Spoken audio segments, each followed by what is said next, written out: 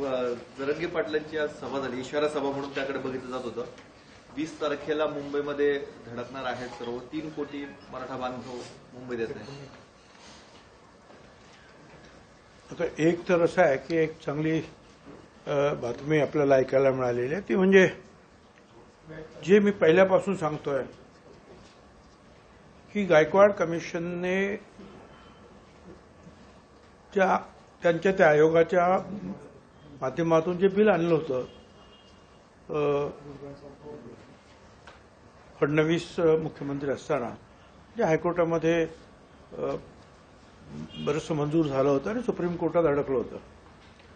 तर curative petition जे झालं आणि ते क्युरेटिव पिटिशन जे आहे ते सुप्रीम कोर्टाने दाखल करून घेतलं, हा फार मोठा एक दिलासा जो आहे मराठा समाजाला मिळालेला आहे. आणि 24 जानेवारीपासून त्याची सुनावणी होईल. आणि हे तर आम्ही सगळे पहिल्यापासून म्हणतोच आहोत की मराठा समाजाला आरक्षण द्या, ते वेगळं आरक्षण द्या. आणि हे जे क्युरेटिव्ह पिटिशन जे आहे ते त्या संदर्भातलं आहे, ते वेगळं आरक्षण देण्याच्या संदर्भातलंच आहे.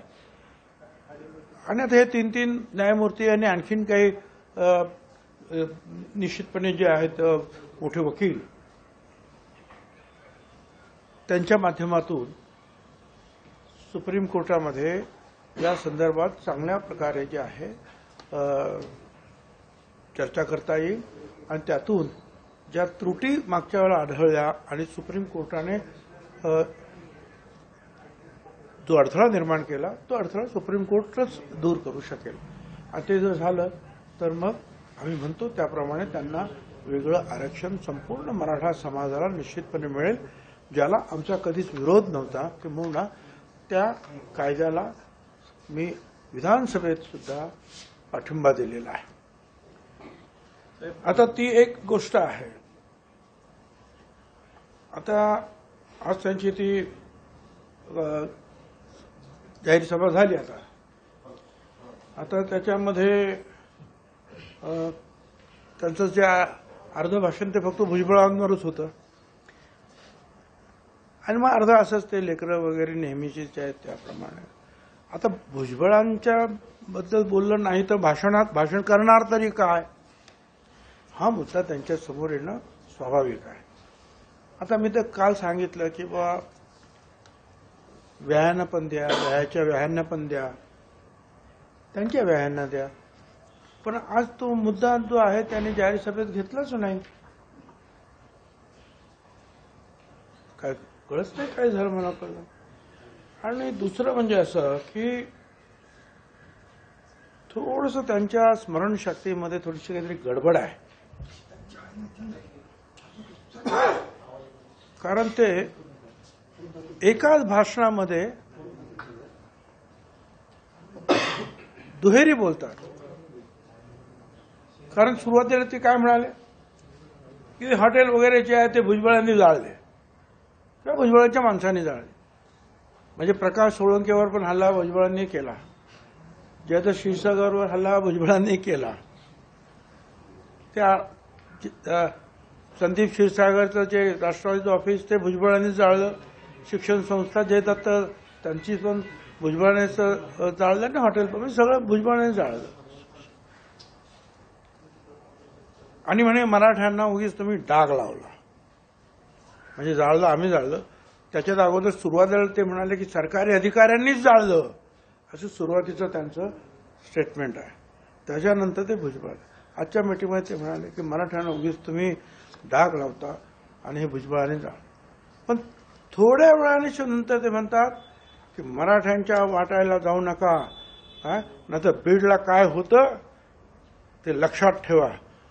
म्हणजे परत बीड तुम्हीच केलं हे सिद्ध झालं ना. मराठ्यांच्या वाट्याला जर गेलात तर बीडला काय होतं, बीडला ते लक्षात ठेवा. याचा अर्थ तुम्ही इनडायरेक्टली कबूलच केलेला आहे की तुमच्या लोकांनी ते जे केलेलं आहे. त्याच्यामुळे त्यांनी थोडंसं जे आहे मला असं वाटतं की काय म्हणतात ते अनुलोम विलोम प्राणायाम अमुक तमुक ध्यानधारणा करून विसरणार एकाच भाषणामध्ये दोन्ही बाजूने उलटसुलट त्यांचं भाष्य येणार नाही याची काळजी त्यांनी घ्यायला पाहिजे. एक मित्र म्हणून सल्ला देतो. ते मला मित्र म्हणणार नाहीत, मानतही नाही, कारण खूप ते सारखं सारखं सारखं तुला बघतो तुला बघतो तुला बघतो तुला बघतो. छगन भुजबळ असल्या कोल्हे कुईला दाद देत नाही. छगन भुजबळ आयुष्यभर जे आहे अशा अन्यायाच्या विरुद्ध आणि दादागिरीच्या विरुद्ध लढलेला आहे आणि त्यांच्या जन्माच्या अगोदरपासून लढतो आहे. परंतु आता सारखं सारखं सारखं आपलं ते तुला दाखवतो तुला बघतो, मला आरक्षण मिळू द्या मग बघतो. कधी म्हणेल ते येवल्याचा हेडपट आहे, अमुक आहे तमुक आहे. आता मी जर त्याला जर म्हटलं ते काय ते नाही ते बोलायचं नाही असं ठरलेलं आहे. असू दे काय ते पण जास्ती घेतल्यामुळे जे आहे अनेक वेळेला ज्या भाषणामध्ये जो दुहेरी भाग येतो ना विसरण्याचा, तो पण त्याचा परिणाम असू शकतो, नाही असं नाही. पण ठीक आहे. आता तूर्त त्यांनी सांगितलं की ते 20 जानेवारीपर्यंत शांत बसणार आहे. तोपर्यंत ते हॉस्पिटलमध्ये राहतील. कारण ते एक बाहेर तरी असतात किंवा ते हॉस्पिटलमध्ये तरी राहतात. तरी गर्जना मात्र फार मोठ्या मोठ्या करतात. आता एवढ्या मोठ्या मोठ्या गर्जना करतात छातीवर हात ठोकून असं. एक 12 इंच छाती, त्याच्यामध्ये असं ठोकून ठोकून काय गडबड झाली तर त्याच्यामुळे ते जर त्याने तब्येतीला सांभाळावं एवढीच माझी माझं त्यांना सांगणं आहे. तुम्ही तुमची जी लढाई लोकशाही मार्गाने लढा, पण तुम्ही आरे म्हटलं तर कोणीतरी कार्य म्हणणारच आहे.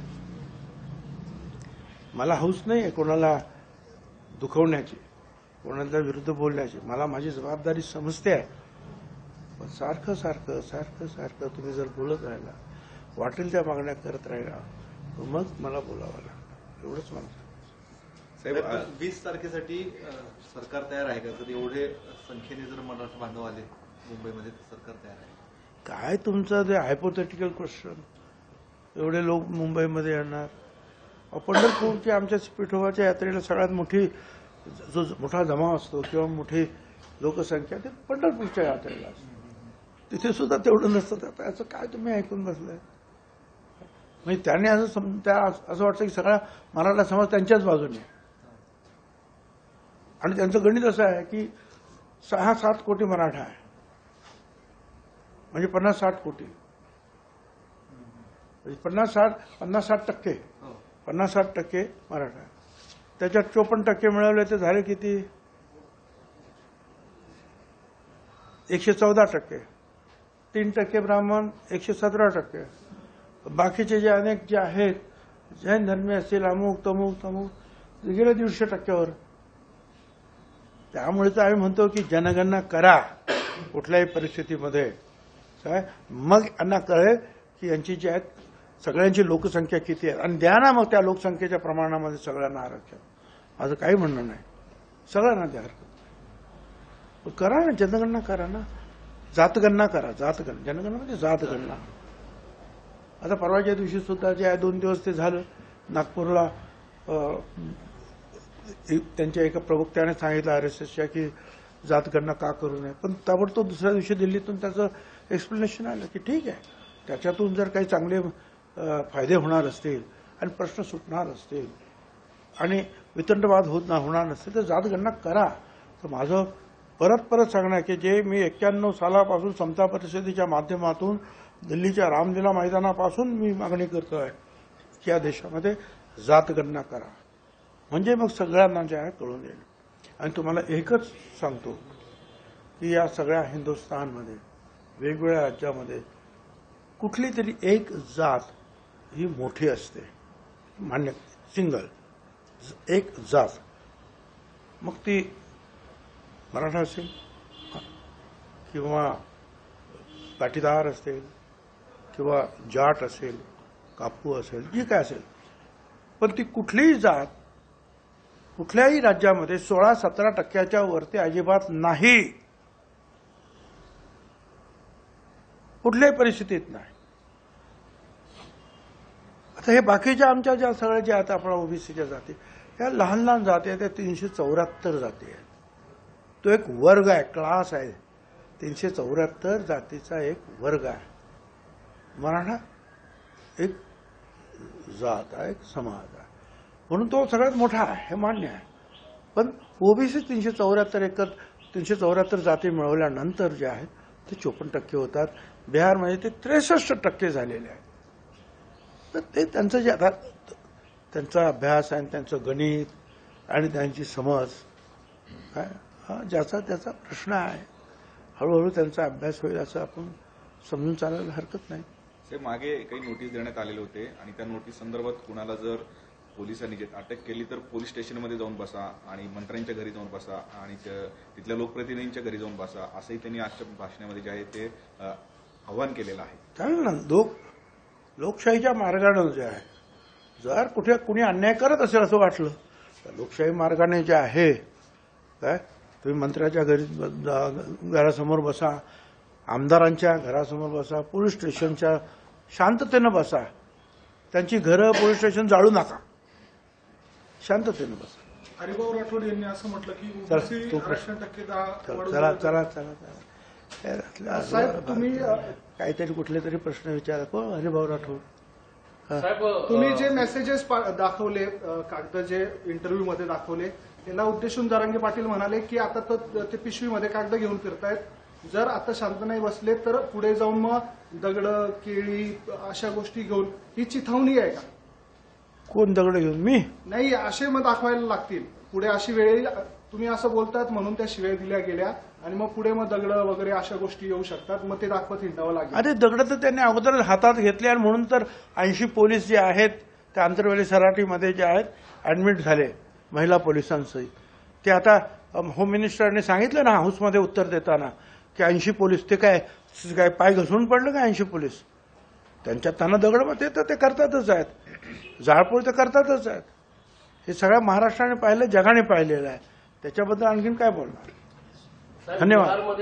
बिहारमध्ये नितीश कुमार जनगणना करतात, आपल्या महाराष्ट्रामध्ये होत नाही, काय वाटतं सर? आमची मागणी तीच आहे, अजितदादाची मागणी तीच आहे, चंद्रशेखर बावनकुळे यांची मागणी तीच आहे, विरोधी पक्ष नेते जे आहेत काँग्रेस असेल, राष्ट्रवादी काँग्रेस, पवार साहेब आहेत, त्यांची सगळ्यांची मागणी तीच आहे. आणि माझी खात्री आहे की सगळ्यांची मागणी जी आहे एक दिवशी या सरकारला पूर्ण करावीच लागेल. लोकशाही मराठी ऐका, पहा, जागरूक रहा.